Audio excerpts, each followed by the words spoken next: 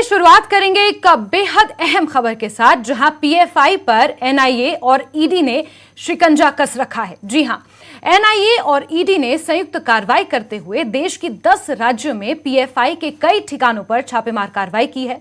100 से ज्यादा पीएफआई नेताओं और कारकुनों को गिरफ्तार किया है। टेरर कनेक्शन और टेरर फंडिंग मामले में ये कार्रवाई की गई है। इस ज्वाइंट ऑपरेशन के तहत बिहार, केरल, आंध्र प्रदेश, तेलंगाना, दिल्ली, उत्तर प्रदेश, राजस्थान, कर्नाटक, महाराष्ट्र में कार्रवाइयां जारी हैं। केरल से 22, कर्नाटक और महाराष्ट्र से 20-20, तमिलनाडु से 10 लोगों को अभी तक गिरफ्तार किया गया है। हैदराबाद के चंद्र नारायण गुट्टा में पीएफआई के दफ्तर को सील कर दिया गया है। उधर तमिलनाडु, केरल और कर्नाटका में एनआईए और ईडी के ज्वाइंट ऑपरेशन के खिलाफ प्रदर्शन भी किया जा रहा है।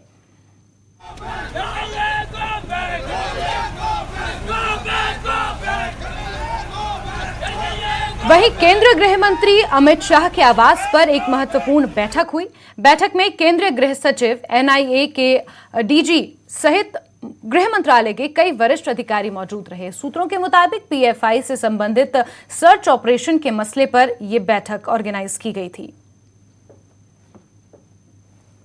केंद्रीय गृह मंत्री अमित शाह के आवास पर एक महत्वपूर्ण बैठक प्रारंभ हुई और इस वक्त मैं आपको दिखाना चाहेंगे केंद्रीय गृह मंत्री के आवास पर जो महत्वपूर्ण बैठक चल रही है। तमाम अधिकारी अंदर में मौजूद हैं और जिसमें कि केंद्रीय गृह सचिव और इसके साथ साथ केंद्रीय जांच एजेंसी एनआईए के अधिकारी मौके पर मौजूद हैं। केंद्रीय गृह मंत्रालय के कई जो अधिकारी हैं वो मौके पर मौजूद हैं और यहाँ पर जिस तरह से आज पीएफआई संस्था से संबंधित सर्च ऑपरेशन को अंजाम दिया जा रहा है, तो इसी मामले की गंभीरता को देखते हुए इस महत्वपूर्ण बैठक को अंजाम दिया जा रहा है। और जिस तरह से अगर बात करें कि जिस तरह से आज तकरीबन 10 राज्यों के 106 से ज़्यादा लोकेशन पर सर्च ऑपरेशन को अंजाम दिया जा रहा है, तो ये मसला बेहद महत्वपूर्ण है। लिहाजा इस मामले की गंभीरता को देखते हुए केंद्रीय गृह मंत्री के आवास पर यह महत्वपूर्ण बैठक को अंजाम दिया जा रहा है। और खासतौर पर जिस तरह से पीएफआई संस्था की बात करें, जिस तरह से कई राज्यों में पीएफआई संस्था से संबंधित महत्वपूर्ण जो एक कहा जा रहा था पिछले कई सालों से संदिग्ध कार्रवाई चल रही थी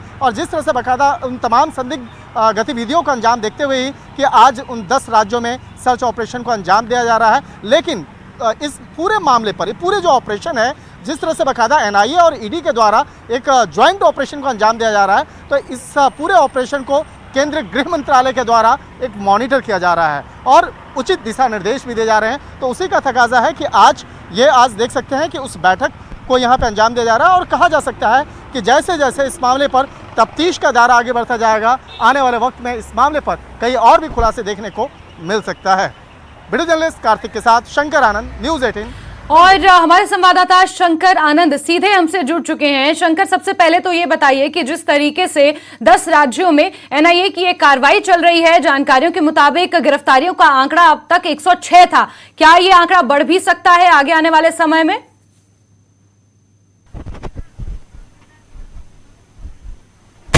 सबसे पहले एक महत्वपूर्ण बैठक एक जानकारी मैं देना चाहूँगा कि केंद्रीय गृह मंत्री अमित शाह के आवास पर चल रही बैठक समाप्त हो चुकी है।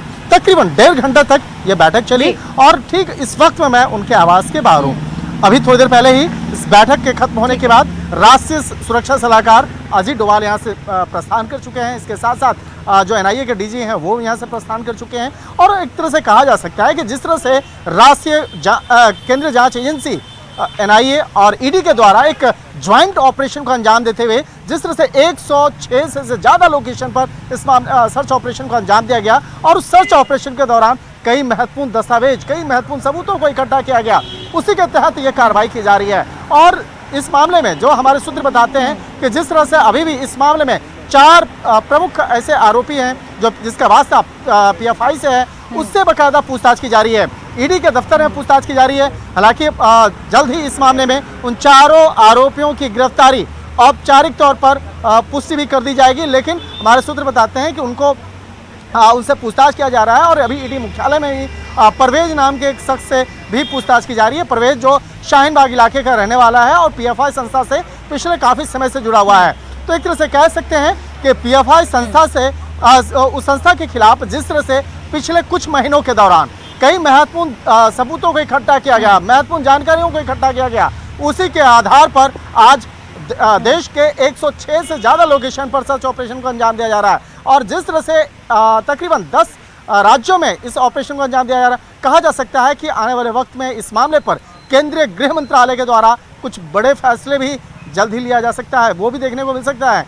क्योंकि पीएफआई जो संस्था है, हालांकि वो प्रतिबंधित अभी फिलहाल नहीं है, लेकिन इस मामले को लेकर क्या आगे का रुख होगा, किस तरह से इस मामले को केंद्रीय जांच एजेंसी आगे बिल्कुल साथ ही शंकर, जिस तरीके से देश के 10 राज्यों में इस संयुक्त कार्रवाई को अंजाम दिया जा रहा है, ये ईडी और एनआईए की संयुक्त कार्रवाई के रूप में एक सबसे बड़ी कार्रवाई अभी तक की सामने आई है।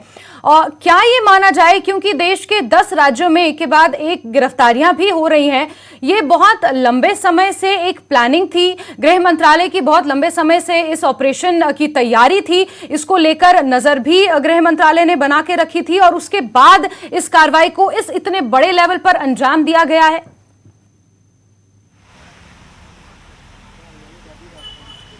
देखिए, पिछले कुछ सालों के दौरान देखा जाए, जिस तरह से पीएफआई के नाम की बहुत चर्चा हो रही थी और चर्चा होने का जो मुख्य मसला था कि पीएफआई संस्था से जुड़े कई लोग संदिग्ध गतिविधियों में शामिल होने का आरोप लग रहा था और इसी मामले पर पहले भी ईडी के द्वारा और एनआईए के द्वारा इस मामले में पहले से सर्च ऑपरेशन, इस मामले में एक केस जो है रजिस्टर किया गया था और केस को रजिस्टर करने के बाद इस मामले की इन्वेस्टिगेशन की जा रही थी।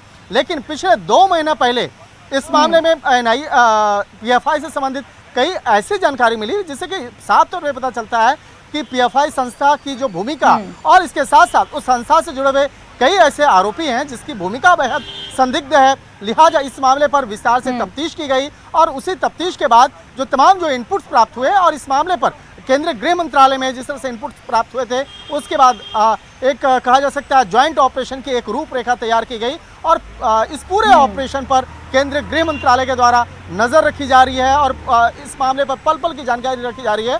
और शायद इसी का तकाजा है कि पिछले कुछ दिन पहले जब इस मामले पर तमाम मीटिंग्स को अंजाम दिया जा रहा था, मीटिंग्स के दौरान में उन तमाम तथ्यों को इकट्ठा किया गया और जांच एजेंसी के जो प्रमुख हैं उनसे बाकायदा पूछा गया कि आपके पास क्या सबूत हैं। अगर पीएफआई जैसे बिल्कुल शंकर, आप लगातार हमारे साथ बने रहिए।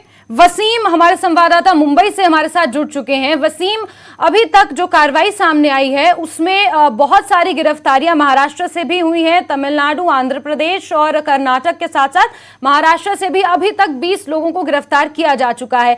सबसे पहले तो क्या कुछ और जानकारियां इसको लेकर निकल कर आई हैं? महाराष्ट्र में कौन सी और जगह पर इस तरीके की छापेमारी अभी भी जारी है? वसीम। देखिए, जिस तरह से लगातार एनआईए की जो कार्रवाई हो रही है और जो एटीएस उनके साथ है और कई जो स्थानिक जो प्रशासन की बॉडी है वो उनके साथ है, ताकि किसी भी तरह की कोई दिक्कत न है। इस पूरी कार्रवाई को एक सोची समझी तरीके से इस पूरे कार्रवाई को अंजाम दिया जा रहा है। देर रात लगातार कई ऐसे इलाके हैं महाराष्ट्र के जहां पे करीब 3 बजे भी एनआईए की टीम ने घरों पे रेड की। अगर बात करें तो कोल्हापुर के सुभाष नगर के वहाँ पे एक शख्स के घर पे रात 3 बजे से लगातार जाँच की जा रही थी और उसके पास से कुछ सामान बरामद हुआ। इस तरह की खबरें सामने आई भी, आधिकारिक तौर पर इसे पुष्टि नहीं हो पाई, लेकिन ये बताया जा रहा है कि उस शख्स को गिरफ्तार भी किया गया है। जहाँ तक महाराष्ट्र के 20 जगहों पे जो छापेमारी की जा रही है उसमें सबसे बड़ा जो इलाका है औरंगाबाद है, परभनी है, बीड है, साथ ही नांदेड़ है और मुंबई और नई मुंबई और पालघर, ये सारे इलाके शामिल है। साथ ही जिस तरह से एक गिरफ्तारियां भी हुई है, हमारे साथ हमारे सहयोगी प्रशांत पांडे जी भी हैं, उनसे हम बात करते हैं। जिस तरह से एनआईए लगातार रेड कर रही है 20 जगहों से ज़्यादा, जो एटीएस के अधिकारियों से आपकी बात हुई, उन्होंने क्या जानकारी आपको दी है? जी बिल्कुल, देखिए जो जानकारी आ रही मैं आपको बता दूं कि अब तक महाराष्ट्र में ऐसे 13 जगह हैं जहां पर छापेमारी चल रही है। एनआईए की टीम, ईडी के अधिकारी, साथ ही साथ जो राष्ट्रीय यानी रीजनल लेवल की जो एजेंसीज हैं, चाहे एटीएस की बात की जाए या लोकल पुलिस की बात की जाए, उनकी भी मदद ली जा रही, क्योंकि भूगोल को समझा जा रहा है पूरी तरह से। जिस तरह से कोल्हापुर वाली बात आप बता रहे हैं कि वहाँ पर एक रेड बड़ी चल रही है, एक बंदे को हिरासत में लिया गया है, उससे पूछताछ चल रही। आंकड़ा मैं आपको बता दूँ कि अब तक पूरे देश में 106 लोगों को गिरफ्तार किया गया है इस छापेमारी में, लेकिन आंकड़ा जो बड़ा वाला है वो निकल करके कर्नाटक में 20 और केरला में 22, तो महाराष्ट्र में 20, यानी 20 लोगों को जो है महाराष्ट्र से गिरफ्तार कर लिया गया है। बहुत बड़ी कार्रवाई इसको मानी जा रही है और अभी भी ये कार्रवाई जो है जारी है। जैसे जैसे जानकारी अधिकारियों के पास आ रहा है वो हमें मिल रहा है और हम दर्शकों तक पहुंचा रहे हैं। और सबसे बड़ी बात मैं आपको बता दूं यहाँ पर जरा एक चीज और समझने की यहाँ पर कोशिश कीजिएगा। जिस तरीके से छापेमार कार्रवाई चल रही है और देश के 10 राज्यों में ये कार्रवाई अभी भी चल रही है, तो क्या हम ये समझें कि किसी तरीके का कोई लिंक एस्टैब्लिश करने की कोशिश की जा रही है? अलग अलग जगहों से कार्रवाई होना और फिर लोगों से पूछताछ करना, क्या एनआईए और ईडी एक लिंक इसमें खंगाल रही है?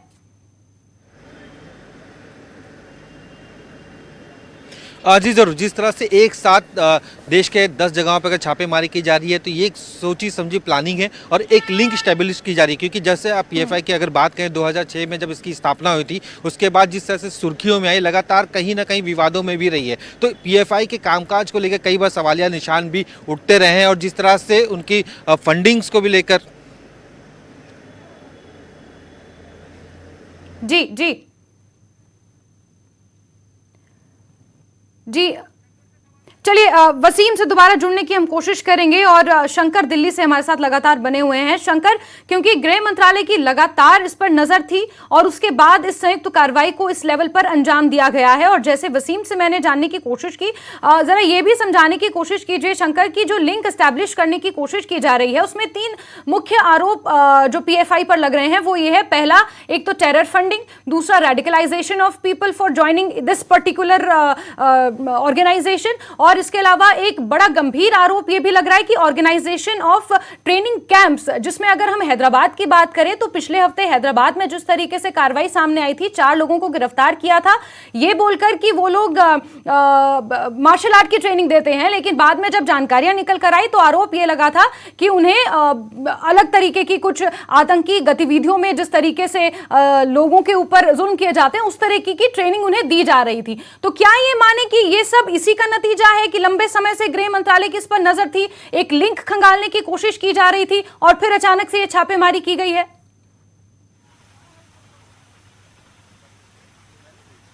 निश्चित तौर पे देखिए, पिछले कुछ सालों के दौरान में जिस तरह से पीएफआई संस्था काफी चर्चा का केंद्र में रही है, और चर्चा के केंद्र में इस वजह से रही है कि जिस तरह से इस संस्था पे आरोप लगे कि विदेश से लगातार फंड इन्हें मुहैया कराया जा रहा है और देश के अंदर में भी कई राज्यों में छोटे छोटे फंड्स जो है वो इकट्ठा करके पीएफआई संस्था को दिया जा रहा है। तो इस मामले पे काफी संगीन आरोप लगे थे, लिहाजा इस मामले की गंभीरता को देखते हुए केंद्रीय जांच एजेंसी एनआईए में भी केस को रजिस्टर किया गया था और मनी लॉन्ड्रिंग एक्ट के तहत ईडी में भी केस रजिस्टर किया गया था। शायद इसी का तकाजा है कि ईडी के द्वारा आज 4 आरोपियों को गिरफ्तार किया गया है, जिससे इस मामले में पूछताछ की जा रही है। और खास तौर पर जिस तरह से इस मामले में जो एक ज्वाइंट ऑपरेशन को अंजाम देते हुए पीएफआई से संबंधित तकरीबन 106 से ज़्यादा लोकेशन पर सर्च ऑपरेशन को अंजाम दिया जा रहा है, तो इन आगे कहा जा सकता है कि आने वाले वक्त में केंद्रीय गृह मंत्रालय के द्वारा भी एक बड़ा फैसला लिया जा सकता है। बड़ा फैसला इस लिहाज से होगा कि पीएफआई संस्था के खिलाफ अगर इतने बड़े आरोप लग रहे हैं, अगर इस संस्था से जुड़े हुए कई लोग जो हैं उससे संबंधित इतनी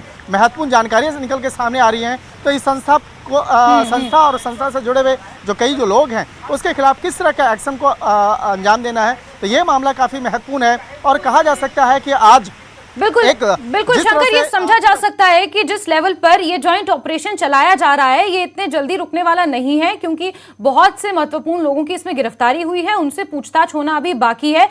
वसीम का रुख कर लेते हैं। वसीम, बहुत सी जगहों पर इसको लेकर अब प्रदर्शन भी हो रहे हैं। अगर हम केरल की खासतौर पर बात करें तो पीएफआई के जो कार्यकर्ता हैं, जो नेता हैं, वो जमकर अब प्रदर्शन भी कर रहे हैं एनआईए के खिलाफ। उसको लेकर कोई जानकारियां?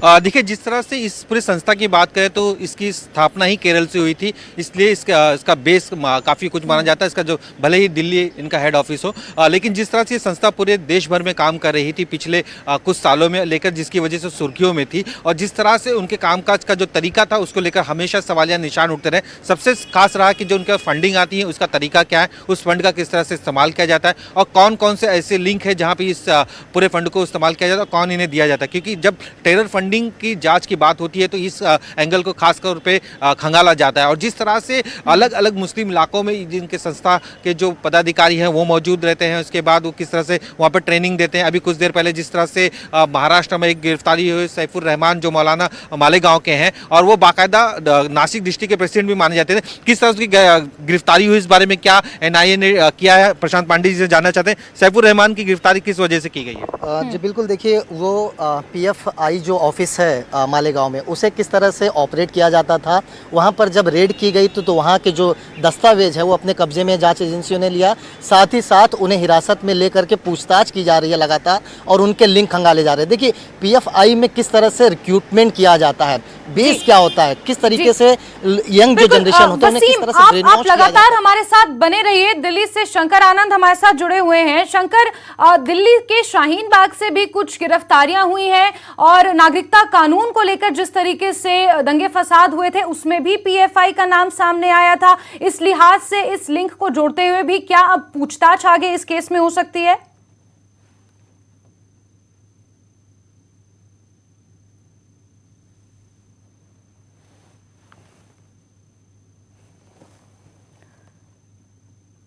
चलिए शंकर से जुड़ने की कोशिश हम दोबारा करेंगे, लेकिन आपको बता दें कि गृह मंत्री अमित शाह ने लगातार इसको लेकर बैठकें की हैं और बैठक फिलहाल खत्म हो गई है, लेकिन गृह मंत्रालय की लगातार इस जॉइंट ऑपरेशन पर नजर है। मुंबई से हमारे सहयोगी वसीम लगातार हमारे साथ बने हुए हैं। वसीम, आप तमाम जानकारियां दे रहे थे और कुछ अगर हम केसेस का भी हवाला दें, जैसे हैदराबाद में इसको लेकर गिरफ्तारी हुई थी पहले, इसके बाद पटना के अगर हम फुलवारी शरीफ का ये मामला देखें जहां गजवाए हिंद एस्टैब्लिश करने की जब कोशिश की जा रही थी तब भी पीएफआई का नाम इसमें सामने आया था। फिर उसके बाद अगर हम हिजाब मामला देखें तो कर्नाटक सरकार ने सुप्रीम कोर्ट में यह कहा है कि जो दंगे हुए हिजाब मामले को लेकर उसमें भी पीएफआई का कहीं ना कहीं नाम सामने आया था। तो क्या ये वो तमाम पहलू हैं, तमाम बिंदु हैं जिसको नजर में रखते हुए इतनी बड़ी कार्रवाई को अब अंजाम दिया गया है और लगाम कसने की कोशिश यहां पर की गई है पीएफआई के ऊपर से? जी ज़रूर, लेकिन सबसे पहले मैं आपको एक बात बताना चाहूँगा कि इस वक्त की सबसे अहम खबर देना चाहूँगा। भिवंडी से कुछ देर पहले एक गिरफ्तारी हुई है, इस बारे में पहले जानकारी लेते फिर उन सभी पहलुओं पे हम बात करेंगे। किस तरह की गिरफ्तारी की गई भिवंडी से? जी, बिल्कुल, देखिए मुंबई से सटा इलाका है भिवंडी, जहाँ पर पीएफआई का दफ्तर था, उसका बोर्ड था बाकायदा। वहाँ पर जाँच एजेंसियों ने छापेमारी की। वहाँ जो व्यक्ति था, जो संगीन शख्स था, उसे जो है हिरासत में लिया गया। पूछताछ अभी भी जारी है। दफ्तर को जो है पूरी तरह से सील कर दिया गया है। जो दस्तावेज अंदर थे उसे जब्त कर लिया गया। यानी आंकड़े जो मैं पहले बता रहा था कि सबसे बड़ा आंकड़ा जिस तरह से केरल कर्नाटक का आ रहा था और उसमें महाराष्ट्र का भी आंकड़ा बढ़ता नजर आ रहा है। जहां 20 आंकड़े थे वो बढ़ते हुए अब 22 तक पहुंच चुके हैं, क्योंकि कोल्हापुर में एक को डिटेन किया गया और अभी भिवंडी से एक को डिटेन किया गया। जिस तरह से लगातार कार्रवाई हो रही है, इस कार्रवाई को लेकर महाराष्ट्र की जो डिप्टी सीएम है और महाराष्ट्र के जो होम मिनिस्टर हैं देवेंद्र फडणवीस, उन्होंने भी अपनी भूमिका रखते हुए साफ कहा कि पूरी कार्रवाई होने के बाद इस पहलू पे चर्चा की जाएगी। लेकिन जिस तरह से आपने जो सवाल हमारे दर्शकों के सामने रखा है कि जो बड़ी एक्टिविटीज हुई पिछले कुछ दिनों में, जो मामले सामने आए, जो सुर्खियों में रहे देश भर में, चाहे हिजाब का मामला हो या फिर शाहीन बाग का मामला हो, इन सभी मामलों में जिस तरह से पीएफआई का नाम सामने आ रहा था, उस वक्त जिस तरह से फंडिंग वहाँ पे लगातार ये आंदोलन चलता रहा है, तो इसे किस तरह की फंडिंग हुई, टेररिस्ट एंगल को बाकायदा इसमें खंगालने की कोशिश एनआईए की तरफ से की गई थी और उसी के आधार पर लगातार पिछले कुछ महीनों से कह दिया जाए कि जो सबूत है वो इकट्ठा करने की कोशिश की जा रही थी। और जिस तरह से देखा गया है कि महाराष्ट्र हो या फिर जो दूसरे इलाके हैं देश के, उन इलाकों में किस तरह से पीएफआई की जो साठगांठ है या फिर जो उनके कार्यकर्ता है वो कैसे वहाँ पर काम करते हैं, इस पर भी नज़र रखी जा रही थी। कई एजेंसियाँ हैं जो रीजनल महाराष्ट्र की अगर बात करें तो उन्होंने भी बाकायदा कई तरीके से अपनी अपनी निगाहें लगा कर रखी थी, किस तरह से उनके जो कार्यकर्ता हैं काम करते हैं, किस तरह से फंडिंग उन्हें आती है और वो ट्रेनिंग किसे देते हैं, उस ट्रेनिंग, क्योंकि आतंकी को ट्रेनिंग देने का भी एक मामला सामने आ रहा है, इस तरह के आरोप भी उन पे लग रहे थे। ये बड़े ही गंभीर मामले हैं, इसे लेकर सियासत भी जरूर देखने को मिल सकती है, क्योंकि जिस तरह से एनआईए की कार्रवाई पूरे देश भर में हो रही है, उसे लेकर कहीं ना कहीं कुछ लोगों में नाराजगी भी साफ तौर पे देखने को मिल सकती है। पैन इंडिया ये कार्रवाई चल रही है और महत्वपूर्ण गिरफ्तारियां जो हैं वो देश के बहुत से राज्यों से हुई हैं, चाहे वो इंदौर से हम बात करें, चाहे हम दिल्ली की बात करें, लेकिन हमें ये चीज समझनी होगी कि सबसे ज्यादा गिरफ्तारियां जो हैं वो केरल, आंध्र प्रदेश, कर्नाटक और महाराष्ट्र से हुई हैं। हेड ऑफिस भले ही दिल्ली में है, लेकिन केरल में पीएफआई का गठन हुआ था। तो क्या ये माने कि वो गढ़ है, वहां से ही जो हर एक एक्टिविटी है वो पैन इंडिया पर संचालित की जाती है, चाहे वो कैंप्स ऑर्गेनाइजेशन हो जहां पर लाठी चलाना, हथियार चलाने की ट्रेनिंग दी जाती है, या फिर इंटरनेशनल टेरर फंडिंग की हम बात करें, या फिर इसके अलावा लोगों को रेडिकलाइज करने की बात करें, तो क्या ये माने कि वो एक जो इलाका फिलहाल पीएफआई का, क्योंकि सबसे ज्यादा गिरफ्तारियां फिलहाल वहीं से हो रही हैं? देखिए, अगर पीएफआई की बात करें तो उसका जन्म ही केरल से हुआ है। 2006 में ये संस्था बनी गई। उसके बाद धीरे धीरे देश के कई राज्यों में इसकी जो शाखाएं हैं वो खुलती गई। हेड ऑफिस दिल्ली में रखा गया। जिस तरह से पिछले, अगर महाराष्ट्र की बात करें या कुछ पुराने पहलुओं पे ध्यान दें तो कई ऐसे मामले हैं महाराष्ट्र में, अगर 93 के ब्लास्ट का मामला हो, ट्रेन ब्लास्ट मामला हो और कई तरह के दंगों का मामला हो, उन सब मामलों में बाकायदा कहीं ना कहीं महाराष्ट्र में बेगुनाह भी अटके गए हैं। इस तरह के सामने चीजें आई। उस वक्त पीएफआई का नाम सामने आया था, वो बाकायदा उनके लिए केसेस लड़ रही थी। इस तरह की चीजें भी कहीं ना कहीं सामने आ रही थी। तो जिस तरह से फंडिंग का मामला हो या फिर ट्रेनिंग देने का, अभी तक तो इस बात का खुलासा नहीं हो पाया है कि किस तरह से वो ट्रेनिंग देते थे और फंड का इस्तेमाल आतंकी इसके लिए करते थे। इस बारे में अभी जांच एजेंसियां जिस तरह से लगातार कार्रवाई कर रही है, तो आने वाले दिनों में कई तरह के खुलासे एनआईए की तरफ से किए जा सकते हैं। लेकिन लगातार जब एटीएस की टीम महाराष्ट्र की एक्टिव हो गई, इसके बाद दोनों ही के साठगांठ से जिस तरह से कार्रवाई की जा रही है, इसे लेकर बहुत ही बड़े खुलासे हो सकते हैं। अभी जिस तरह से हमने बताया कि एक भिवंडी में शख्स को गिरफ्तार किया गया है, उसके बारे में और भी जानकारी प्रशांत पांडे जी से हम उनसे लेते हैं। उस शख्स के बारे में क्या जानकारी मिली? बिल्कुल, देखिए, स्लीपर सेल की जो बात की जाए, क्योंकि ये पीएफआई ऐसे लोगों को रिक्रूट करते हैं जिनका पुलिस में कोई रिकॉर्ड ना रहे। और जिस व्यक्ति को अभी भिवंडी से हिरासत में लिया गया है, वो भिवंडी में एक दुकान चलाता था जहां पर चॉकलेट और बिस्किट बेचा करता था, लेकिन साथ ही साथ वो पीएफआई का मेंबर था और वहां पर लोगों को पीएफआई के बारे में बता करके रिक्रूट करने का काम किया करता था। यानी आप देखिए, ये छोटी छोटी जो चीजें हैं, ये बड़ी चैलेंजिंग है जांच एजेंसियों के लिए, जिनका कोई पुलिस रिकॉर्ड नहीं है, जो जिन्हें स्लीपर सेल इन शब्दों से कहा जाता है, जो एक्टिव रहते हैं। लेकिन जिस तरीके से जानकारियां निकल कर आ रही हैं और जिस तरीके से जानकारियां यहां पर दी भी जा रही हैं, उससे ये साफ होता है कि पीएफआई जो आरोप पीएफआई के ऊपर लग रहे थे, वो आरोप कहां तक सच हैं और कहां तक उन आरोपों की पुष्टि हो पाएगी, हालांकि ये तो जांच के बाद ही पता चलेगा। लेकिन जो आरोप लग रहे हैं वो अपने आप में काफी संगीन है। ये जॉइंट ऑपरेशन ईडी का और एनआईए का जो चल रहा है, महाराष्ट्र में आपने जानकारी दी कि एटीएस भी साथ आ गई है, तो ये एक बड़ा मामला है। गिरफ्तारियां लगातार हो रही हैं, नजर आप बना के रखिए किस तरीके से और गिरफ्तारियां सामने आएंगी। दोबारा आपसे जुड़ेंगे, जानकारियां लेंगे। फिलहाल के लिए वसीम, आपका बहुत शुक्रिया।